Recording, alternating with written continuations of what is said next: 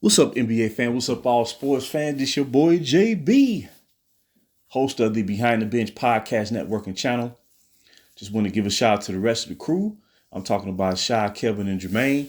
And for everyone who's tuning in, I hope that you support Behind the Bench, become a subscriber, and help make this show the best that it can be. And I just wanted to announce, with your support and willingness to take time to listen to the Behind the Bench channel, we now have earned over 70,000 views since we launched Behind the Bench on YouTube. And I just want to say, and the rest of the crew want to say, we thank you, and we will continue to provide the best sports commentary, on a daily basis. And we love doing what we do. So I just want to give a shout out to everyone and all new subscribers. And feel free to, participate and add your input to any content that we post online. Now, I just wanted to show appreciation for an NBA team that they really brought a lot to the table. And they played, I don't want to say unconventional style, but they played a style that was suited for the type of players they would draft. They would draft over a period of time. And it started with Steph Curry in 2009. And he was an unsung player coming out of Davidson. And little did we know that he would become and should be viewed as the greatest, at least the greatest three-point shooter of all time. When it comes to saying who's the greatest shooter of all time, there's so many great shooters that played in this league in the 60s, 70s, 80s, 90s, 2000s and beyond. But as far as three-point shooting, I respect Curry and when he's brought to the table. And he is the career leader in three-point shooting as well as free throws. So he earns both marks. And that's saying a lot, because there's been a lot of great shooters and a lot of great free throw shooters that have played and excelled in this league.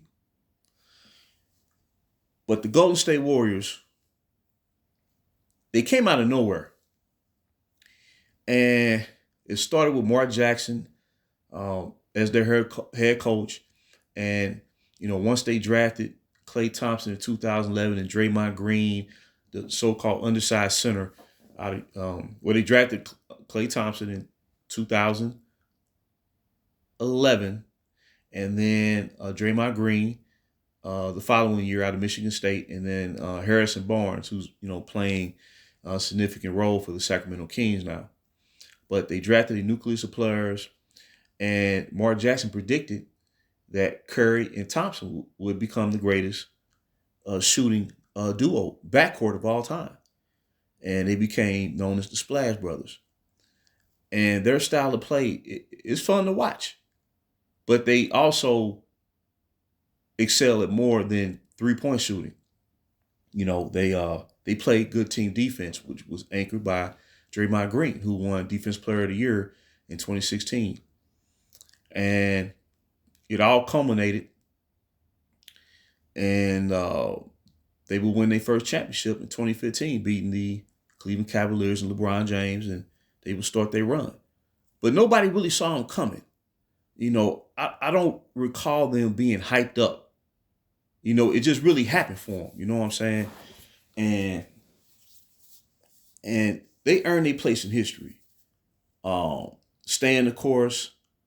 They had some down years after Kevin Durant left the team in 2019 season. And they had a down year. And they retooled with players such as Jordan Poole, who is now with the Washington Wizards, and trading for Andrew Wiggins. And they retooled. Within 2 years, they reached the top again to win a fourth championship in 8 years. And when you have a run like that in this league, or just sports in general, they won 4 championships in 8 years. And I believe the one for their suspension in 2016, they had won the championship in 5 games. They was up 3-1. And they was on their way to win another championship. And that suspension, to me, disrupted the whole momentum of what they were doing, and it led to what we witnessed and them losing the series after being up 3-1. But nonetheless, the reason I bring this up, and I really want to show appreciation for the Golden State Warriors.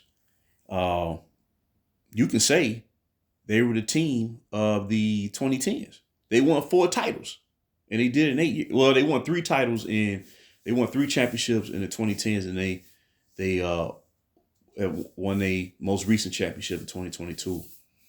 But as they say, all good things must come to an end. And the team is older now. Curry's about 35 years old. Klay Thompson, who valiantly returned back, from suffering 2 season-ending injuries, the ACL and then the Achilles. And he came back and he fought back. And you have to give him props. And he was always a big game shooter to me. He can get you one playoff game in a big series. And he did that and became known as Game 6 Klay, And he played an important role as the secondary player behind Steph Curry. And Draymond Green, like I say, despite the antics, when he really focuses and want to play, he knows how to play the game. I give him that. He knows how to play the game.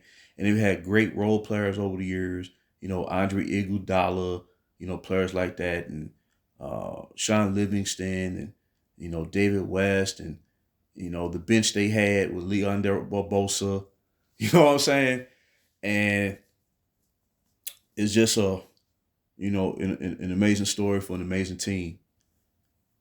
And I would say at the end of the day, they're older now, and they started the season off strong. I think they started off like 6-2, something to that effect. But since then, they've lost 6 in a row. And with so many talented young teams on the rise, like the Sacramento Kings, the Oklahoma City Thunder, the New Orleans Pelicans, the Minnesota Timberwolves, even the San Antonio Spurs, starting up with Victor Wembanyama now, who's going to be a cornerstone, a mainstay for them for at least the next 10 years. Everybody has their time. And I believe Golden State will struggle this year just to make the playoffs because of the fact that they lack a big man. And they're relying too much on small ball, and they brought in Chris Paul, who's near the end of his career. So they started out strong, but over the course of these 82 games, I just believe that the attrition of, having so many deep playoff runs and, always having to answer the bell, in intense playoff competition, eventually, it'll take over. And as they say, nobody beats Father Time. You know what I'm saying? Nobody defeats Father Time. So I think at the end of the day, I think the Golden State Warriors should be celebrated for what they accomplished. But as they say, you have to pass the torch on to the next generation. And that's what the NBA needs to do. Like I said, the teams I mentioned, OKC Thunder, Minnesota Timberwolves, they sit in the top of the conference now. New Orleans Pelicans, when healthy, I believe they'll ascend up the standings. And then you have the Minnesota T-Wolves. So I see those 4 teams. And then you got the world champion Denver Nuggets. The world champion Denver Nuggets trying to repeat. That's 5 teams right there. And, Golden State's had a tremendous run. So as they say, all good things must come to an end. But they made history together as a jump shooting team that played excellent defense.